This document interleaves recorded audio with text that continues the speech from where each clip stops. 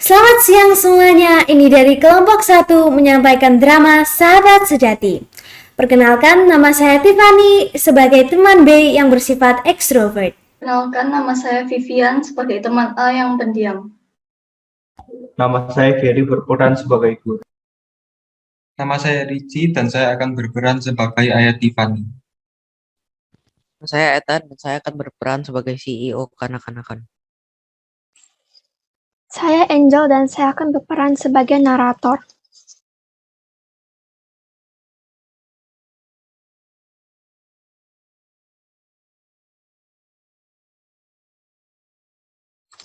Vivian dan Tiffany adalah sahabat yang sejati. Ia selalu mengerjakan tugas-tugas sahabatnya saat Tiffany meminta bantuan kepadanya. Mungkin terlalu sering.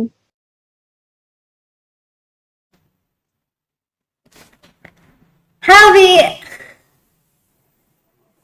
Hai, seperti biasa, bantu kerjain tugas gua dong. Vivian pada dasarnya bukanlah seorang yang pernah menolak permintaan oleh orang lain. Sampai-sampai Tiffany yang sudah kelewatan istilahnya meminta untuk mengerjakan semua tugas-tugasnya, meskipun gampangnya minta ampun. Please. ya udah, Hey, thank you. sama-sama. Suatu hari, guru memberi 4 PR untuk kelas mereka yang harus diselesaikan tepat waktu. Guru-guru lain juga menjadwalkan banyak tes dan kuis dalam minggu tersebut. Baik kelas, Bapak akan memberikan PR untuk kalian selesaikan malam ini. Batas pengumpulan besok ya. Terima kasih, sampai jumpa. Tiffany meminta Vivian untuk mengerjakan PR-nya. Di saat ini, Vivian merasa sangat tertekan karena banyaknya tugas dalam minggu ini. Dan dia... Vi, kerjain yang ini juga ya. Tiff, aku gimana ini? Aku juga punya banyak tugas. Kok kamu nggak coba mengerti aku? Kamu juga sudah kelewatan. Yang PR kemarin aku ya juga baru nyelesain punyamu. Yang punya aku juga belum. Sudah, kamu kerjain sendiri sana. Loh, kamu gak begitu. Terus, aku ini ya zemepan. Kamu dari dulu gak pernah sekalipun jujur wo. Sekalipun. Terus sekarang pas aku juga merasa keberatan, kok gak menolong aku? 这个和我当初 don't 那谁，这有什么区别嘛？ Keduanya bertengkar. Tiffany keluar ruangan, lalu Vivian berpikir panjang dengan apa yang harus dia lakukan. Dia menyesal telah menolak sahabatnya. Tapi dia juga merasa dirinya betul. Pada akhirnya, dia memutuskan untuk menyelesaikan semua tugasnya. Di tengah-tengah mengerjakan PR, dia teringat bahwa sekolah hanya membolehkan 3 PR dalam satu hari. Maka hari berikutnya, Vivian datang berbincang kepada gurunya untuk membatalkan maupun mengundur PR yang keempat.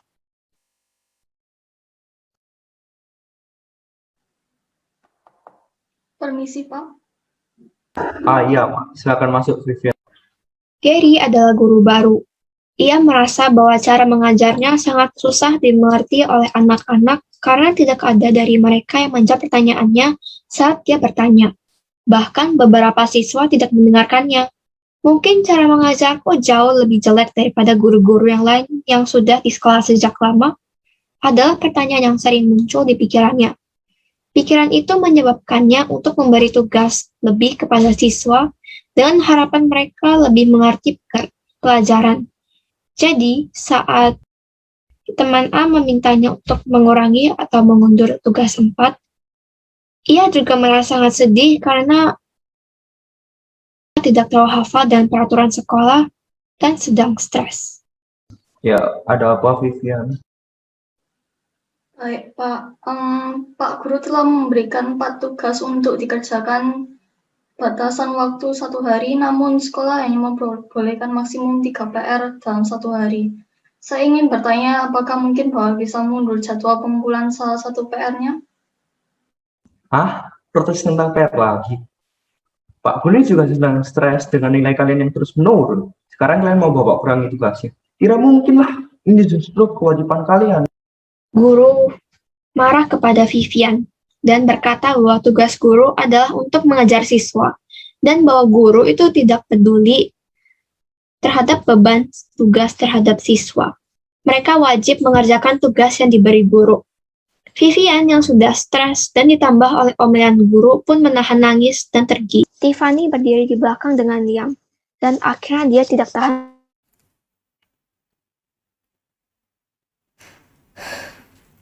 Aku tahu, kamu masih marah padaku. Aku tidak seharusnya bertanya.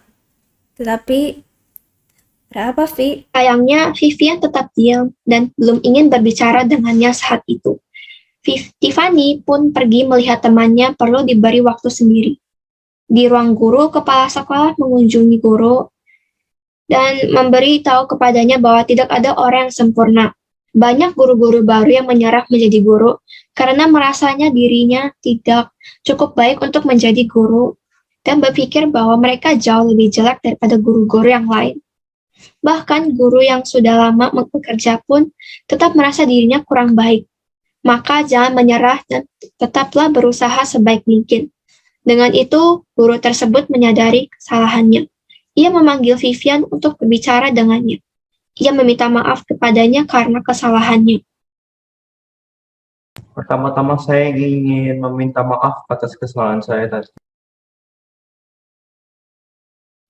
Oh, tidak, Pak. Bapak memang betul kok. Guru memang tidak perlu memikirkan beban murid.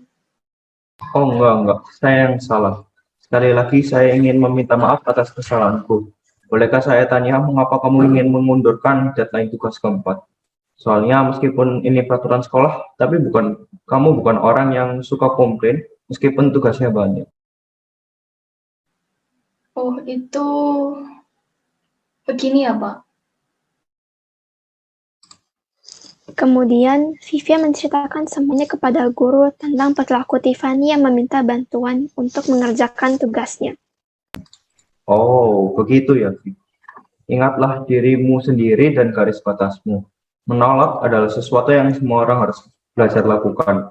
Selain itu juga, kamu sebaiknya pikirkan hal-hal positif tentang dia, seperti bagaimana ia melindungimu saat kamu dibully, lalu apalagi yang pernah lakukan untuk membuatmu bahagia. Di sisi yang lain, Tiffany menceritakan semuanya itu kepada ayahnya. 哎呀，爸爸，都这么久了，为什么还是对我爱答不理？ Stop dulu, ngomong bahasa Indonesia yang kau apa bisa ngerti. Jadi, apa masalahnya di sini? Ia berkata kepadanya bahwa dalam hubungan tidak boleh selalu meminta. 爸，为什么sih? Vivian masih marah dengan aku. Sudah lama kita berdua don't talk to each other. Ini duduk nak, Papa ingin berbicara denganmu. Setiap orang pasti akan memiliki beberapa teman yang melewati hidupnya. Kebanyakan dari mereka hanya mendekatimu dengan suatu tujuan, dan kemudian berbaring diam di buku alamat. Setelah bertahun-tahun lewat, tidak ada lagi kontak. Kamu sadar tidak? Kamu dan Vivian telah berteman sejak SD kelas 2. Apapun yang kamu minta, dia akan selalu mengerjakannya. Papa percaya Vivian bukan membenci kamu. Dia hanya sedang menunggu satu kata darimu, yaitu maaf.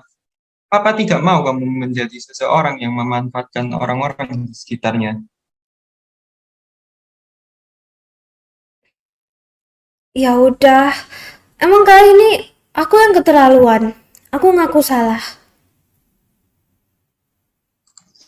Dalam situasi ini, Tiffany yang bersalah dan ia harus minta maaf. Meskipun dia menyadari kesalahannya, tapi bagaimanapun juga dia masih belum bisa mengatakan sebelum kuliah dan terpisah ke sana-sini. 3 tahun berlalu. Tiffany melanjutkan bisnis ayahnya sebagai presiden sebuah perusahaan yang cukup besar dan terkenal. Sedangkan Vivian hanyalah seorang karyawan dari sebuah perusahaan kecil terkendali perusahaan sahabatnya yang sudah lama tidak dikabari.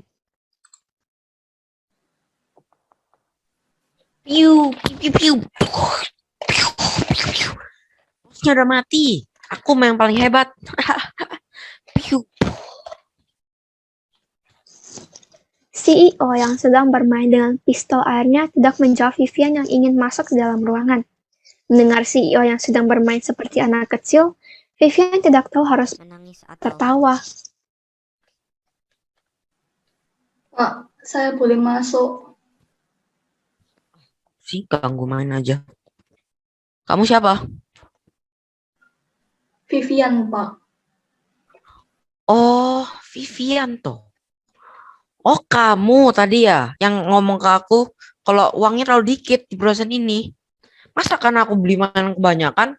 Mainan lo murah. Ini pasti karyawannya nggak tanggung jawab. Nah kan, karyawannya malas-males. Ayo sana beresin.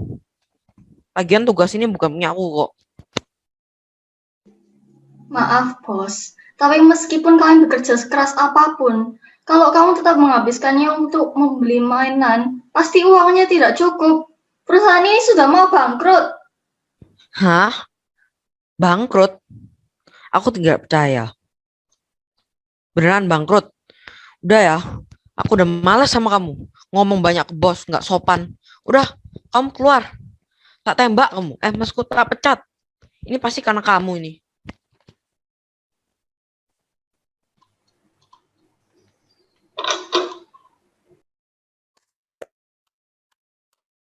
Wow, ayo lanjutkan, bos. Saya di sini hari ini ingin melihat siapa yang berani memecatnya. Emang kamu siapa? Loh, kok pernah ketemu ya? Oh, ayahmu tuh bos markas ya? Kamu cuma anaknya, gak ada yang hebat. Kakak saya itu ketua perusahaan pesaingmu. Hati-hati ya, kamu macam-macam sama aku bakal suruh dia nutup perusahaanmu. Benarkah? Pas-pasan saya ingin melihat perusahaan siapa yang akan bangkrut duluan. Sebaliknya, karena posisi saya di industri ini, saya dapat mengeluarkan kamu dari dunia perusahaan ini kapan saja. Oh iya, termasuk perusahaan kakakmu. Sini aku telepon kakakmu.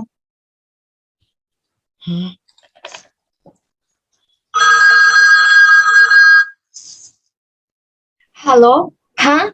Lagi-laginya adikku. Mana dia? Bawa sini. Kak, sini kak. Tolong aku nggak mau dipecat. Ayo kak, sini kak, cepet. Tolong. Bisanya tolong terus. Kamu kamu beli mainan lagi ya? Kamu kapan sih bisa menjadi orang dewasa yang disiplin? Kamu minta maaf ya sama dia. Dah, kamu jangan menghancurkan perusahaanku. Bos, tolong pecat dia ya. Jangan bos, aku salah bos, aku salah. Tolong bos, jangan pecat saya bos, aku udah ngaku salah. Kira-kira bagaimana ya kita menghukumnya, Rif?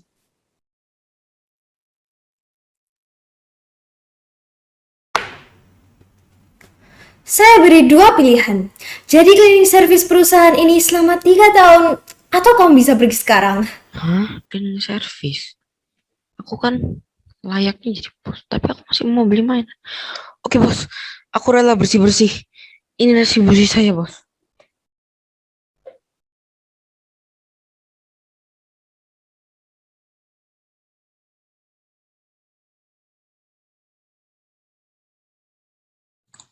Apa yang tidak diketahui Vivian yaitu sahabatnya memakai 3 tahun ini untuk mendirikan sebuah perusahaan baru atas Vivian sebagai ucapan terima kasih kepada sahabat yang satu ini.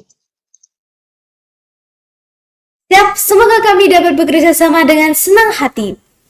Bos Vivian. I'm sorry, it was my fault 3 years ago. I don't know if it's too late to say sorry. Today is the day I waited till I could reply.